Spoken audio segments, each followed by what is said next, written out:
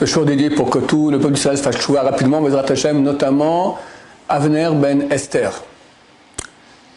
Dans la paracha Pinchas, une paracha qui est très longue. Pourquoi elle est longue? Parce qu'on va citer là-bas un peu toute chaque tribu, leurs descendants, etc., etc. Et à un moment, on parle de la famille de Korach. Korach, c'est une paracha, il y a 2-3 parachéotes. On connaît l'histoire, il s'est révolté contre Moshe, la terre s'est ouverte et ils sont tous tombés, toute sa communauté, tous les gens qui étaient avec lui. Et là-bas, dans notre paracha, c'est écrit, un verset de 4 mots, Ubnei Korach lo metu. Les fils de Korach ne sont pas morts. Et les 3 fils, ils ne sont pas morts. Qu'est-ce qui s'est passé? Ils ont fait tchouva, lorsque la terre s'est ouverte, ils ont fait tchouva. Ils n'ont même pas eu le temps de dire, Dieu, j'ai péché, j'ai fait ci, Ils ont simplement pensé une pensée de tchouva, hop, il y a une petite monticule qui s'est fait dans l'enfer, comme ça c'est écrit, ils s'est posé dessus, et ils ont pu après sortir et survivre. Dans les Télim, le début Télim 45 parle d'Ibn Korach. Il dit Lamnatsar al-Shoshanim l'Ibn Korach. Lamnatsar, c'est le chef des chantres. Al-Shoshanim sur les roses, au fils de Korach, Maskil. Un des 3 fils de Korach s'appelait Maskil. Shir, un chant. Yedidot Rachash Lebi Dabartov. Shir Yedidot, un chant d'amour. Mon cœur pense une chose bonne. C'est vrai qu'avec Korach, qui ont pensé, ils ont fait tchouva en pensée. Et le Midrash raconte qu'un roi est venu dans un pays et toute la communauté est venue pour l'honorer. On a voulu lui faire une couronne d'argent et d'or. Il a dit non, je ne veux pas ça. Je veux des roses. Des roses, bon, on t'amène des roses. Comme ça aussi, les fils de Korach ont dit, nous on est les roses. On est des roses d'amour. Qu'est-ce que ça veut dire ce Midrash-là? Dieu, qu'est-ce qu'il veut de l'être humain? L'argent et l'or. Il y a un verset qui dit, à moi est l'argent et à moi est l'or. Qu'est-ce que tu m'amènes des choses que je possède? Moi je veux toi. Je veux que tu sois, comme c'est marqué à un autre endroit dans la Mishnah, qu'il faut être rach kakane. Il faut être souple comme un roseau, pas comme un tronc. Bon, un roseau, c'est pas très joli. Alors, on a pris l'exemple des roses. C'est aussi souple une rose. Dieu veut qu'on soit souple. C'est-à-dire que quelqu'un, il a remarqué qu'il a fait une erreur. Ça arrive, qui est propre de dire que j'ai aucune erreur. Il fait tchouva. Il baisse la tête. Il regrette. Il dit Hachem, j'ai fait une erreur, je regrette, je change. Et les Bnei Korach sont l'exemple numéro 1 de ceux qui ont fait tchouva super rapide. Ils sont passés, ils ont fait un péché énorme, ils sont révoltés pas contre Moshe, contre Dieu.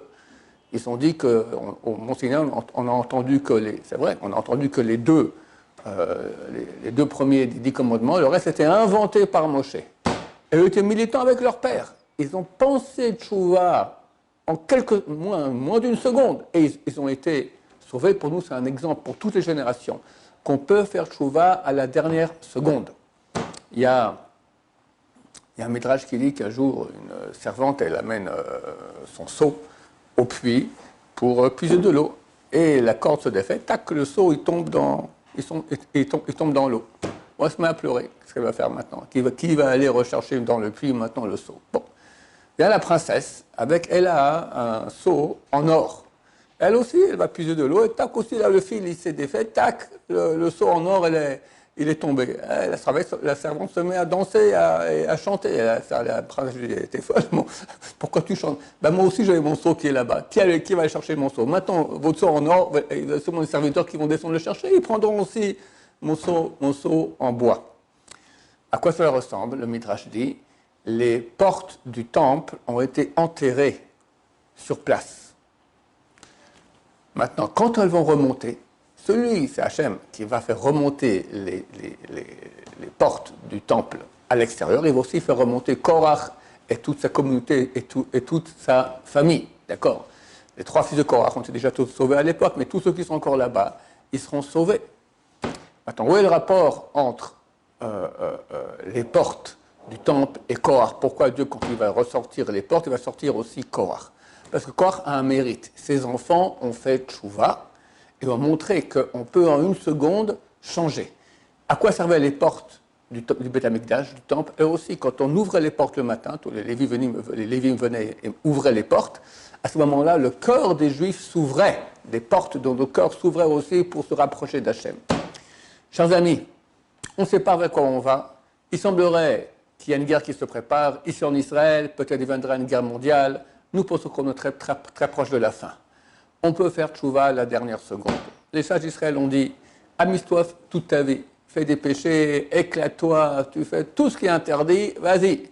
Fais tchouva le jour de ta mort, c'est valable, tu as gagné dans les deux camps. Un, tu as kiffé dans ce monde-ci, regarde les pauvres religieux qui au contraire s'interdisent tout ce qui est bon, et tu as gagné en Olam Haba, tu as fait tchouva, un Olam Haba qui est encore plus haut que les autres. Les balais tchouva, ils vont dans le paradis, ils vont dans le 4e paradis. Et les tzadikim vont dans le 3e. Et le Zohar dit que les tzadikim, il faut bien aller voir ce qui se passe en 4e, on leur interdit. Ils ne peuvent même pas aller regarder ce qui se passe là-bas. Donc dans le 3e, tu as le Chavetz Chaim, le Gaon de Vilna, le Chazon Ish, le Chacham Ovadia, Rav Ben Sion, tous les grands Baba Saleh, etc., ils sont là-bas. Qui est dans le 4e? Des pauvres types, des proxénètes, des assassins, des gens qui étaient des ordures. Et ils ont fait tchouva. Il y a un midrash, c'est le midrash cité, la source c'est un livre qui s'appelle Rav Pe'alim, écrit par le fils du Gaon de Vilna. Là-bas dans l'introduction, il raconte l'histoire de Yoshua. Yoshua, son nom c'est Yoshua bin Nun, fils de Nun. Nun, en araméen, c'est une fille poisson. Pourquoi on l'appelle le fils du poisson? Parce qu'il a été repêché dans le Nil par des pêcheurs égyptiens. C'était un des enfants mâles qui était jeté dans le Nil. Ils ne savaient pas qu'il était juif. Il a été repêché, a été éduqué en tant qu'Égyptien. Et il ne savait pas qu'il était juif. Et il est devenu, c'est un homme très très fort, il est devenu le bourreau numéro 1 des Égyptiens. Et il a tué des milliers de juifs, dont son propre père. La coutume était que pour consoler la veuve de la personne que le bourreau avait assassinée, il pouvait coucher avec elle. Alors il va pour coucher avec sa mère. Et sa mère le reconnaît, et il ressemble à son père. Il avait une tache dans le dos. Tourne-toi, et lui dit, t'es mon fils. Donc, il a compris qu'il était juif. Imaginez qu'on tape à la porte ici, tu as Göring, ou je ne sais pas quelle haute ordure là-bas, des camps, d'accord, qui tape à la porte. Écoutez, on vient de me dire que j'étais juif. Bon, désolé pour ce que j'ai fait dans la Shoah. Qu'est-ce qu'on fait? Mais on l'éclate en petits morceaux. Désolé, tu as tué des milliers de juifs. Eh bien, au choix, on l'accepte et devient le élève de Moshe Rabbeinu et est le seul qui pourra succéder à Moshe Rabbeinu. La grandeur de la tchouva.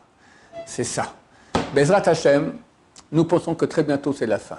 C'est pas trop tard de faire tchouva. Tu veux t'éclater, éclate-toi. Mais fais attention de ne pas rater. Les sages d'Israël ont dit, tu veux maintenant t'éclater, éclate-toi, fais tchouva le jour de ta mort, tu as gagné dans les deux camps. Parce que dans ce camp-là, tu t'es éclaté, dans l'autre, tu es dans le 4e des paradis. Mais ils disent une chose super importante que je vous dis moi aussi maintenant. Tu ne sais pas quand tu vas mourir. Quelqu'un sait quand il va mourir. Même le roi David a demandé, on ne l'a pas dit. On l'a dit un Shabbat, mais pas plus que cela. On ne sait pas quand on va mourir. Alors ils disent une chose qui est très embêtante. Faites tchouva tous les jours. Voilà, chers amis. Alors moi, je vous dis, tout et beaucoup de gens qui sont loin de Torah, tous ceux qui ont les yeux un peu ouverts, disent, on sent qu'on arrive vers un dénouement phénoménal. Et Mashiach, il vient. Quand Mashiach vient, c'est trop tard pour faire tchouva. Maintenant, c'est les vacances, allez, éclate-toi. Mais il reste très très peu de temps. Très rapidement, Mashiach va venir. Moi, je conseille ça de commencer à faire tchouva maintenant. C'est marqué, celui qui dit, je vais pécher, après je fais tchouva à Yom Kippour, on l'empêche de faire tchouva.